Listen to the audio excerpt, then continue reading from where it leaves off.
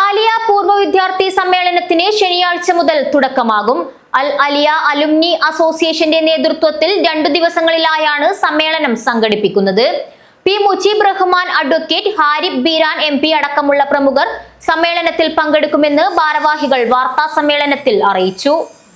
ആലിയ സ്ഥാപനങ്ങളിലെ പൂർവ്വ വിദ്യാർത്ഥികളുടെ കൂട്ടായ്മയായ അൽ ആലിയ അലുമിനി അസോസിയേഷൻ സംഘടിപ്പിക്കുന്ന പൂർവ്വ വിദ്യാർത്ഥി സമ്മേളനം 14-15 തീയതികളിലായി പരവനടുക്കം ആലിയ ക്യാമ്പസിൽ വെച്ച് നടക്കും.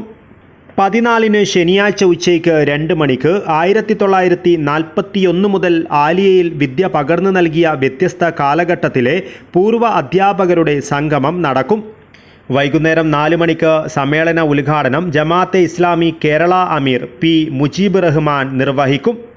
സമ്മേളനത്തിൻ്റെ ഭാഗമായി സംഘടിപ്പിച്ച സംസ്ഥാനതല പ്രബന്ധ കവിതാ രചനാ മത്സരത്തിലെ വിജയികൾക്കുള്ള ക്യാഷ് പ്രൈസും ഉപഹാരവും അക്കാദമിക് മീറ്റിൽ വെച്ച് വിതരണം ചെയ്യും.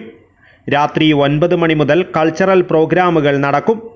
15-ന് ഞായറാഴ്ച രാവിലെ 9 മണിക്ക് ആലിയ കോളേജ്, വനിതാ കോളേജ്, മദ്രസ പൂർവ്വ വിദ്യാർത്ഥികളുടെ പ്രതിനിധി സംഗമം സമാന്തരമായി നടക്കും. 11 മണിക്ക് നടക്കുന്ന പ്രൊജക്റ്റ് പ്രഖ്യാപനത്തോടെ സമ്മേളനം സമാപിക്കും. Aliya managing committee general secretary engineer Salahuddin സമാപനം ഉദ്ഘാടനം ചെയ്യുമെന്നും ഭാരവാഹികൾ അറിയിച്ചു. ആലിയയുടെ ഒരു പൂർവ്വ വിദ്യാർത്ഥി സമ്മേളനം ഈ വരുന്ന 14-15 തീയതികളിൽ നടക്കുകയാണ്. അപ്പോൾ അതുമായി ബന്ധപ്പെട്ട് 2 ദിവസം നീണ്ടു നിൽക്കുന്ന പരിപാടികളാണ് അവിടെ നടക്കുന്നത്. ശനിയാഴ്ച ഉച്ചയ്ക്ക് 2 മണിക്ക് ആലിയയിൽ 85 വർഷമായി വ്യത്യസ്ത കാലഘട്ടത്തിൽ അധ്യാപനം നിർവഹിച്ചിരുന്ന 100ഓളം അധ്യാപകന്മാരുടെ ഒരു ഒത്തുചേരലാണ് ആദ്യത്തെ 2 മണിക്കുള്ള സെക്ഷൻ. ശേഷം 4 മണി മുതൽ 6 മണി വരെ ഉദ്ഘാടന സമ്മേളനമാണ്. ജമാഅത്തെ ഇസ്ലാമി കേരള അമീർ പി മുജീബ് റഹ്മാൻ ആണ് ഉദ്ഘാടനം നിർവഹിക്കുന്നത്. ആ സെക്ഷനിൽ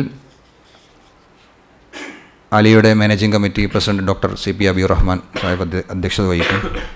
സംഘാടക സമിതി vice chairman Badarul Muneer, Aliya alumni association president U Abdussalam, Aliya alumni association general secretary TP Ilyas, സംഘാടക സമിതി ജനറൽ കൺവീനർ ഷറഫുദ്ദീൻ P, സംഘാടക സമിതി കൺവീനർ CMS കലീലുല്ലാഹ്, സംഘാടക സമിതി കൺവീനർ PK അബ്ദുല്ല എന്നിവർ വാർത്താ സമ്മേളനത്തിൽ പങ്കെടുത്തു. News bureau, Kasaragod.